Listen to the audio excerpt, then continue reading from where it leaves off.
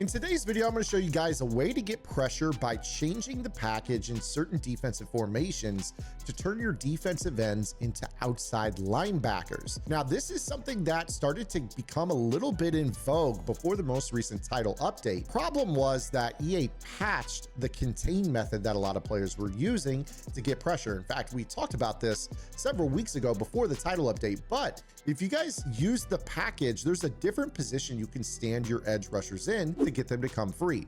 So let's go ahead and take a look at a formation here. We're going to be in the 3-3 over, and I'm just going to come out in a regular package, nothing actually set here. And if I were to hit right on the D-pad, you will see that we have two linebackers on the field.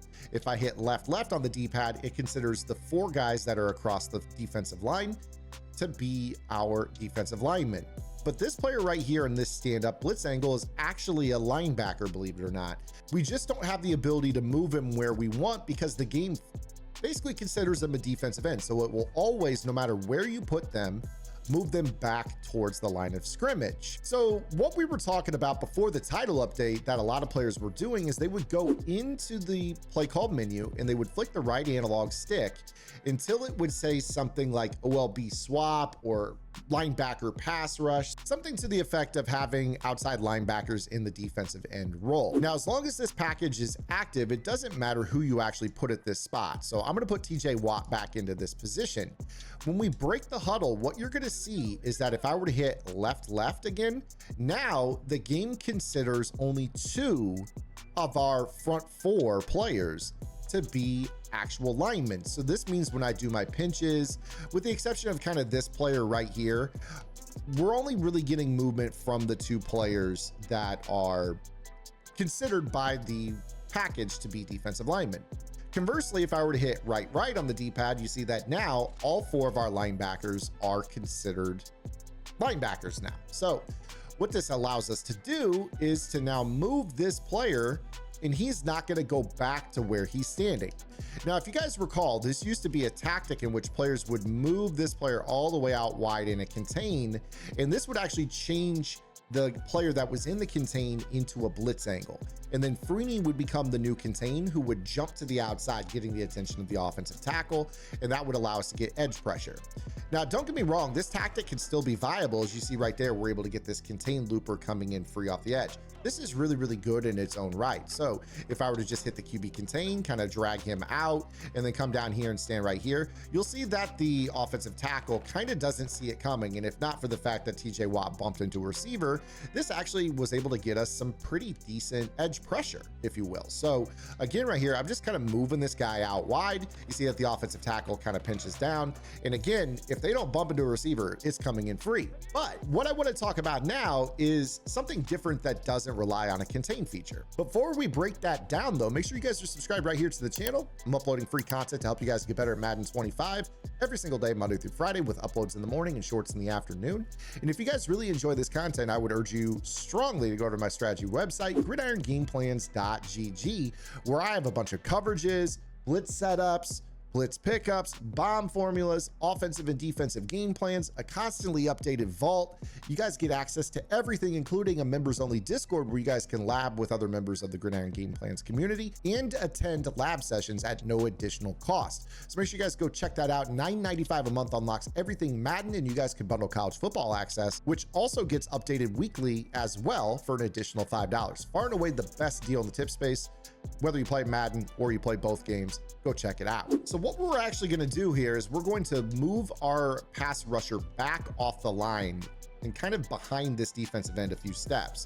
This is going to allow for him to get a really solid loop angle and cause the offensive lineman to double team on Dwight Freeney, allowing this rusher to come in straight up free off the edge. Taking a look at the replay here, look at number 70 in black, the left tackle on the offensive line. When we snap this ball, notice how he pinches down to double team with the left guard on Freeney. And now that player that we had moved back instead of out wide where he was bumping into receivers comes in super clean off the edge for us to be able to get a sack. This is going to allow us to turn our four-man rush into something a little bit more consistent, puts the quarterback on a timer, and allows us to get after the quarterback pretty consistently without really having to set up a blitz. So I'm going to show you guys again how this is done, but I'm going to switch up my positions a little bit. Let me go ahead and put in Anderson. I'm going to put Freeney here on the edge, just kind of mix it up. Another thing that you guys should keep in mind when you're running something like this is that resistance matters, meaning that if you do this too many times, that the offensive line does build resistance to players. You see here that there's these red bars. So when you get those red bars, make sure that you guys are going in and you're subbing in new rushers at these spots. This is super imperative for you to have consistency in this setup. There are X factors and abilities as well that can help you guys out. Another thing to keep in mind is that you guys can also run this concept out of different formations like 2-4 or 2-3, where you're able to kind of move these linebackers a little bit more freely.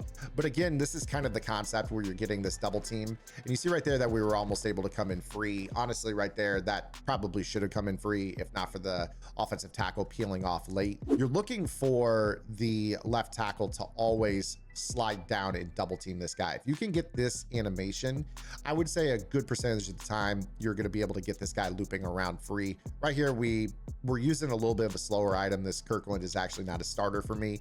It's just depth to kind of show you that the resistance matters. You saw once we got fresh resistance, this was able to come in, or we were able to get the offensive line to act this way once again. Now, also keep in mind that with something like this, you don't always have to rush this guy. You do have the ability with this concept to man up players. So if you guys have like a linebacker that you think is a good coverage player, you could mix this up, kind of give the illusion that, you're not really bringing pressure. And then sometimes you will actually send it. But this is just a simple concept that you guys can apply to other defenses in the game.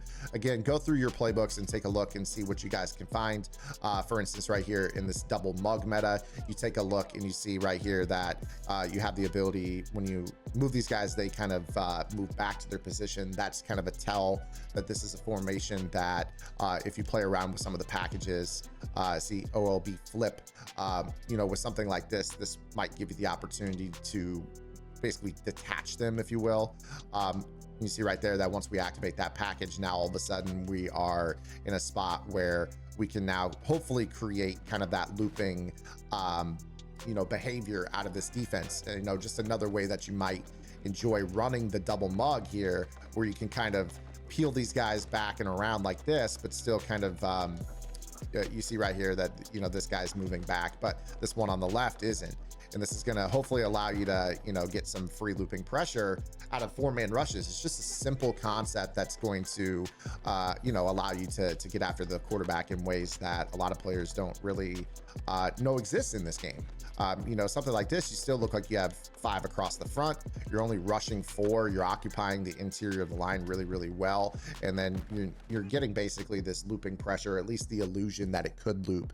And that can force people into bad pocket presence as well. So even when it doesn't come in, it's still threatening. And that's part of the battle as well. So I hope you guys enjoyed today's video. If you did, make sure you guys give the video a like, subscribe to the channel, hit that notification bell, and I will see you guys next week. Hope you guys had a happy and healthy Thanksgiving. Let's get back at it. Until then, this is Zan. Get in the lab and good luck.